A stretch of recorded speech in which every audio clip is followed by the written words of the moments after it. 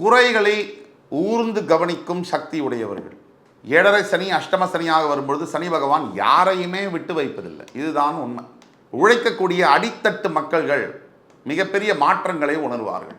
மனம் புத்தி வேலை செய்யாது. கடன், நோய், மறைமுக எதிரிகள் அதிகமாவாங்க. உடல் சம்பந்தப்பட்ட பிரச்சனைகள், வியாதிகள், உடல் உபாதைகள், சிறு சிறு விபத்துகள், கணவன் மனைவிக்குள்ள பிரச்சனைகள் பிரியக்கூடிய சூழ்நிலைகள் நடக்கலாம். விவாகரத்து கேஸ் கோர்ட்டில் பதிவாகலாம்.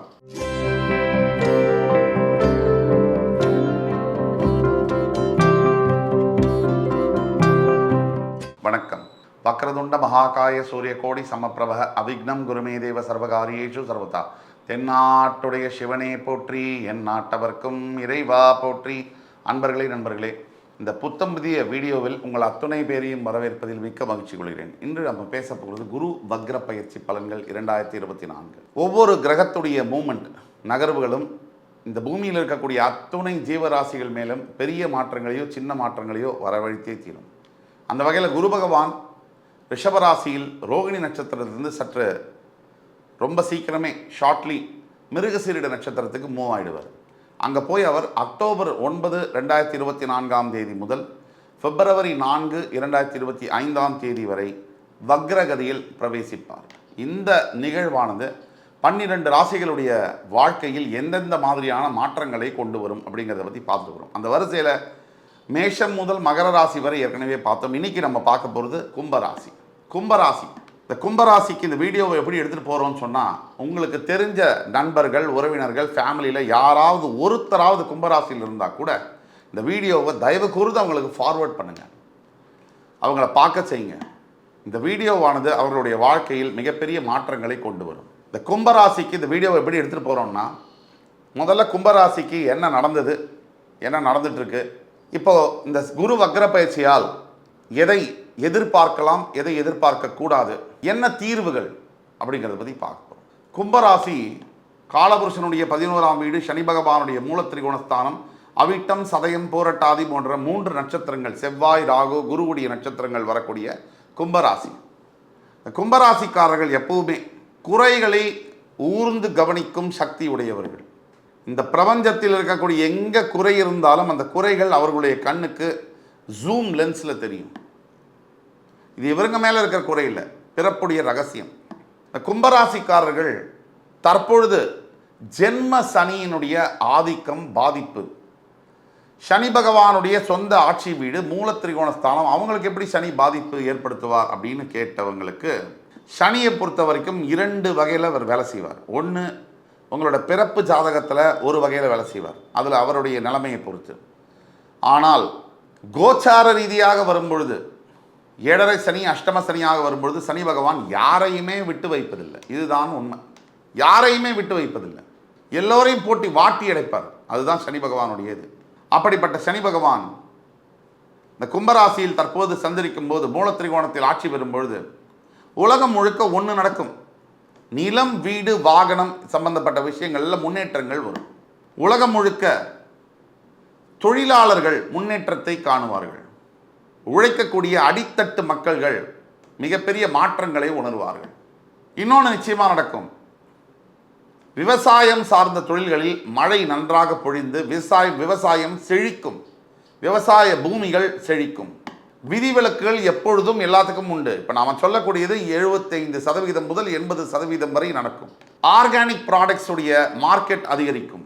இதெல்லாம் ஒரு பக்கம் இருந்தாலும், கும்பராசிக்காரர்கள் ஏழரை சனியினுடைய பாதிப்பினால, ஏழரை சனினா என்ன அப்படின்னா, சந்திரன் எங்கே இருக்கோ, கோச்சார ரீதியாக சந்திரன் எங்கே இருக்கோ அதுதான் ராசி. அந்த சந்திரன் இருக்கக்கூடிய இடத்த சனி பகவான் அடையும் பொழுது, அதாவது இப்போ கும்பராசி, உங்களுக்கு சந்திரன் எங்கே இருக்கு, பிறப்பு ஜாதகத்தில் கும்பத்தில் இருக்குன்னா நீங்கள் கும்பராசி. அந்த இடத்த கோச்சார ரீதியான சனி அந்த இடத்த பிடிக்கும் போது அது ஏழரை சனின்னு சொல்கிறோம். ஏழரை சனியில் ஜென்ம சனின்னு சொல்கிறோம். சந்திரன் இஸ் ஈக்குவல் டு மைண்டுன்னு சொல்கிறோம். நம் மனதிற்கும் சந்திரனுக்கும் நேரடி தொடர்பு உண்டுன்னு சொல்கிறோம். சந்திரன் அப்படி 2.5 நாளில் ஒவ்வொரு ராசியை தாண்டி போகிறார். சனி 2.5 வருஷத்தில் ஒவ்வொரு ராசியை தாண்டி போகிறார். இந்த சந்திரனுக்கும் சனிக்கும் உள்ளான வேகமாக மூவ் ஆகக்கூடிய பிளானட், எப்படி மனசு வேகமாக மூவ் ஆகுமோ, நம்ம இருக்கிற இடத்துல டக்குன்னு நம்மளுடைய எண்ணங்கள் அமெரிக்காவில் என்ன நடக்குதுன்னு யோசிக்க முடியும். அந்த மாதிரி வேகமாக மூவ் ஆகக்கூடிய பிளானட் தான் சந்திரன். அந்த சந்திரன் உங்கள் ராசியில் எங்கே இருக்குது? கும்பராசின்னு வச்சுக்கோங்க. கும்பராசியில் அந்த கும்பராசியில் இருக்கக்கூடிய சந்திர பகவானை சனி பகவான் பிடிச்சாருன்னா அது ஜென்ம சனி, ஏழரை சனியில். சனி வந்து மனசை பிடிக்கக்கூடியது தான் ஏழரை சனி, ஜென்ம சனின்னு சொல்கிறோம். அந்த மனசை பிடிச்சா முதலாவதாக கும்பராசினியர்களுக்கு என்ன நடக்குது அப்படின்னா, மனம் புத்தி வேலை செய்யாது. புத்தி வேலை செய்யாது, சொன்னபடி கேட்காது, தன்னிச்சையாக எதிர்மறையான சிந்தனைகள் நிறையா வரும். அதாவது நெகட்டிவாக நாமே நமக்கு கெடுதல் பண்ணிக்கிற மாதிரியான விஷயங்களை நம்மளே யோசிப்போம். ஆனால் நமக்கு தெரியாது. இன்றைக்கி ஒரு விஷயம் நல்லதுன்னு நினச்சி செய்கிறோம் இல்லையா, அந்த விஷயம் நமக்கு நல்லதாக இருக்காதுங்கிறது நமக்கு தெரியல. செஞ்சதுக்கப்புறம் அதோடைய விளைவுகள் வந்ததுக்கப்புறம் ரொம்ப மனசு வருத்தப்படுது. ஒருத்தருக்கு உதவி பண்ணுறோம். பொதுவாக நம்ம எதுக்கு உதவி பண்ணுறோம்? அவங்க நல்லா இருக்கணும், ஏதோ கஷ்டத்தில் இருக்காங்க பாவம், நம்ம உதவி பண்ணுவோன்னு பண்ணுறோம். ஆனால் உதவியை வாங்கிக்கிட்டு அவங்களே எட்டி நம்ம நெஞ்சு மேலே உதைச்சாங்கன்னா அது மனசுக்கு நமக்கு எவ்வளோ அழியாத காயமாக வடுவாக இருக்குது. ஒவ்வொரு விஷயமா, அதாவது ஒவ்வொருத்தருக்கு ஜாதகத்தில் சனி பகவான் எங்கே இருக்காரோ சுய ஜாதகத்தில், அது லக்னத்திலேருந்து சந்திரன் எந்த பாவத்தில் இருக்காரோ அந்த பாவம் அடிபடும். இப்போ கும்பராசிக்கு ஒரு வேளையில் வந்து 6ஆம் இடத்துல சந்திரன் இருக்குது, அதாவது கன்னி ராசின்னு வச்சுக்கோங்க, நீங்கள் கன்னி லக்னம்னு வச்சுக்கோங்க. உங்களுக்கு 6ஆம் இடத்துல சனி ஆட்சியாக இருக்கிறதுனால, அங்கே ஏழரை சனி நடக்கிறதுனால கடன், நோய், மறைமுக எதிரிகள் அதிகமாவாங்க. இப்போ நீங்கள் மேஷ லக்னம்னு வச்சுக்கோங்க, வேலை செய்கிற இடத்துல லாபஸ்தானத்தில் ஏகப்பட்ட பிரச்சனைகள் வரும். வேலை செய்கிற இடத்துல குழப்பங்கள், வேலை இழக்கிறது, இது மாதிரி வரும். நீங்கள் ரிஷப லக்னமாக இருந்தால் உங்களுக்கு வந்து அதே கும்பராசி தான். நீங்கள் ரிஷப லக்னம், நீங்கள் கும்பராசின்னு வச்சுக்கோங்க. அப்படியாக இருந்தால் உங்களுடைய வேலை செய்கிற இடத்துல வேலை மாற்றங்கள் ஏற்படும்.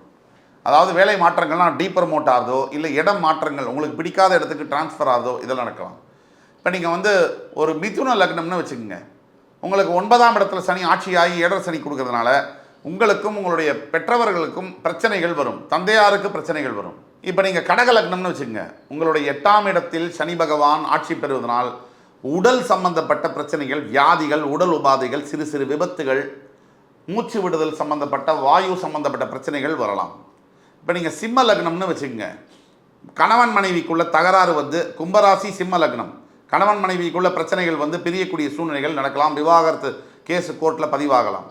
இப்போ நீங்கள் கன்னி லக்னம்னா நான் ஏற்கனவே சொன்னோம். இப்போ நீங்கள் துலா லக்னம்னு வச்சுக்கோங்க, துலா லக்னம் கும்பராசி, உங்களுடைய குழந்தைகள் மூலியமாக இல்லை குழந்தை பாக்கியத்திலேயே கூட பிரச்சனைகள் வரலாம்.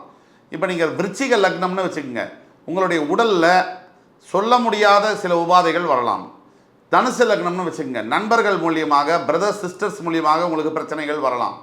அதுவே நீங்கள் வந்து ஒரு மகர லக்னம்னு வச்சுக்கோங்க, பணம் கையில் நிற்காத மாதிரி, எவ்வளோ பணம் வந்தாலும் நின்று போகாத மாதிரி பிரச்சனைகள் வர முடியும். கும்ப லக்னம்னு வச்சுட்டா உங்களுடைய சிந்தனைகளிலேயே எதிர்மறையான சிந்தனைகள் மாற்றங்களை கொண்டு வரும். மீன லக்னம்னு வச்சுக்கிட்டா வெளிநாடு சம்பந்தப்பட்ட பிரச்சனைகள் வரும், வெளிநாட்டில் போய் செட்டில் ஆகிறதுக்கு முயற்சி பண்ணும்போது அதில் தடை தாமதங்கள் வரும். இப்படி ஒவ்வொரு லக்னத்துக்கும் இந்த கும்பராசி காம்பினேஷன் இப்படி வரும். ஒட்டு மொத்தத்தில் கும்பராசிக்கு பிரச்சனைகள் எப்படி வரும்னா, கடன் தொல்லையினால், உடல் உபாதையினால், பெற்றவர்கள் மூலியமாக, கணவன் மனைவி பிரச்சனைகள் மூலியமாக, எந்த வகையிலும் இந்த பிரச்சனைகள் வரலாம். இப்போ இவ்வளவு பிரச்சனைகளில் அவஸ்தைப்பட்டுக்கிட்டு இருக்கிற கும்பராசி நேயர்களுக்கு எதிர்காலத்தில் இந்த குரு வக்ர பயிற்சியானது 9 அக்டோபர் முதல் 4 பிப்ரவரி 2025 வரை நடக்கக்கூடிய பீரியடில் என்ன நடக்க போகுது? உங்களுக்கு குரு பகவான் சமக்கிரகம். கும்ப ராசிக்கு குரு பகைவனோ நண்பனோ அல்ல. சமக்கிரகமானவர் 4ஆம் இடத்துல ரிஷபராசியில் குரு பகவானுக்கு வேண்டாத இடம். அந்த இடத்துல நேர்கதியில் இருக்கும்போது உங்களுக்கு நல்லது செய்ய அவரால் முடியாது. அதுவே வக்ரகதி அடையும் போது டபுள் நல்லதை அவர் செய்யக்கூடிய கடமைகளை ஏற்படுத்துவார். தற்சமயம் கோச்சார நிலையில் பார்த்தீங்கன்னா உங்கள் ராசியிலேயே ஜென்ம சனியாக இருக்கிறார். உங்கள் 2இல் ராகு, 4இல் குரு, உங்களுடைய 8ஆம் இடத்தில் கேது. இந்த சூழ்நிலையை வச்சு பார்ப்போம். 2ஆம் பாவத்தில் இருக்கக்கூடிய ராகுவினால் தேவையில்லாத வாய் வம்பு வழக்குகள், அனாவசியமான வார்த்தைகள் உங்கள் வாயிலிருந்து உங்கள் கண்ட்ரோல் இல்லாமையே வரும். இது ரொம்ப முக்கியம், ஜாகிரதையாக இருக்கணும். இந்த 4ஆம் இடத்தில் குரு வக்ர பயிற்சி இந்த காலகட்டம் 5 மாதத்தில் கண்டிப்பாக இவ்வளவு பிரச்சனைகள் இருக்கக்கூடிய இந்த ஏழரை சனி நேரத்தில் வீடு வாங்கக்கூடிய யோகம் அமையலாம், நிலம் வாங்கக்கூடிய யோகம் அமையலாம், வண்டி வாகனங்கள் வாங்கக்கூடிய யோகங்கள் அமையலாம். இப்படி யோகங்கள் தரக்கூடிய நாட்களாக இந்த அக்டோபர் 9, 2024 இந்த பிப்ரவரி 4, 2025 வரைக்கும் நடக்கும். இப்போ இந்த காலகட்டத்தில் என்ன நடக்கும்? மாற்றங்கள் நடக்கும். ஏற்கனவே இருந்துட்டு வந்த பிரச்சனைகள் ஏழரை சனியினால் வேலையில் வந்து ஆல்மோஸ்ட் வேலை போகிற நிலமை இருக்குன்னா அப்படியே ரிவர்ஸாக அவங்களுக்கு நல்ல பேர் வரும். சப்போஸ் உங்களுக்கு வீட்டில் உங்கள் கணவன் மனைவிக்குள்ள பிரச்சனைகள் அதிகமாகிட்டே வருது, பிரிவு ஏற்பட போகுது, அதுக்கு முன்னாடி ஸ்டேஜில் இருக்குது அப்படின்னா இந்த காலகட்டத்தில் அந்த பிரிவு மாறி உறவாக மாறி புரிந்து கொள்ளக்கூடிய ஒரு தன்மை வரும். இல்லை உங்கள் பசங்களுக்கு ஏதோ நோய் நொடிகள் பிரச்சனைகள் இருக்குது அப்படின்னு சொன்னால் இந்த காலகட்டத்தில் அவங்களுக்கு அது நிவர்த்தி ஆகும். முக்கியமாக யார் யார் கும்பராசியில் சொத்து சம்பந்தமான வழக்குகள் பெண்டிங்கில் இருக்கோ, டாக்குமெண்டேஷன் கையெழுத்து போட்டு அது வில்லங்கமாக கேரண்டி கையெழுத்தில் மாட்டின்னு இருக்கீங்களோ, இவங்களுக்கு எல்லாம் ஒரு பொற்காலம். இதுதான் நடக்கப் போகுது இந்த 5 மாத காலத்தில். தீர்வுகள் என்ன? நாம் முக்கியமாக நம்பர் 1 நம்ம செய்ய வேண்டியது குரு பகவானுடைய காயத்ரி மந்திரம். ஓம் விருஷபத்வஜாய வித்மஹி கிருணிஹஸ்தாய தீமஹி தன்னோ குரு பிரச்சோதயாத். இந்த மந்திரத்தை 21 முறை ஜபம் செய்ய வேண்டும். முடிஞ்சால் தஞ்சை மாவட்டத்தில் இருக்கக்கூடிய குரு பகவானுடைய ஆலங்குடி க்ஷேத்திரத்துக்கு புதன்கிழமை ராத்திரி தங்கும்படியாக சென்று வியாழக்கிழமை காலையில் அபிஷேகம் செய்து வருவது ரொம்ப நல்லது.